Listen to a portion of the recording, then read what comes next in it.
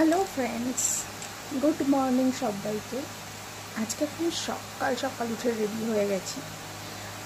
আজকে একটা জায়গাতে যাব, কোথায় যাব সেটা ওখানে পৌঁছেই তোমাদেরকে দেখাবো। চলো এবার যতটুকু রেডি হওয়া বাকি আছে ঝটপট করে রেডি হয়ে খুব তাড়াতাড়ি বেরিয়ে পড়েছি রেডি হয়ে যেখানে যাব সেখানের উদ্দেশ্যে। যদিও আমি এখনো তোমাদের বলিনি আমি কোথায় যাচ্ছি, তবে আমি যেখানে যাচ্ছি সেখানে পৌঁছালেই তো তোমরা বুঝেই যাবে কোথায় গেছিলাম। ফ্যামিলি সবাই মিলে গেছিলাম গাড়িতে, আমার পরিবারের সবাই ছিল। সবার ভিডিও না করে আমি শুধু রাস্তার ভিডিওই করে গেছি। গাড়িতে একটা সুন্দর গান চলছিল, গান শুনতে শুনতে আমরা পৌঁছে গেছি সেখানে।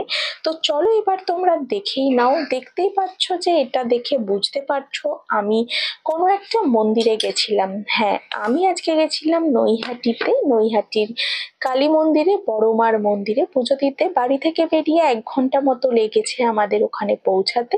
তবে গিয়ে যদিও বা আমাদের পুজোর লাইনে দাঁড়াতে হয়নি, লাইন কিন্তু অনেকটাই পড়েছিল।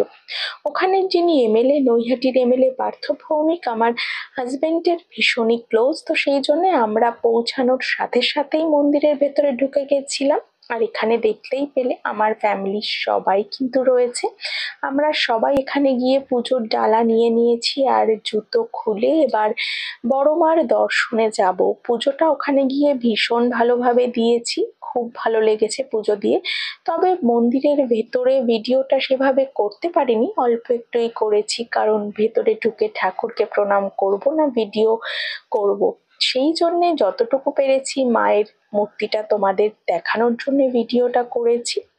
আর তারপরে ভালোভাবে পুজো দিয়েছি। এখানে দেখো প্রথমে ঢুকেই একটা ঠাকুর, আর তারপরে এই হচ্ছে নৈহাটির বড় মা।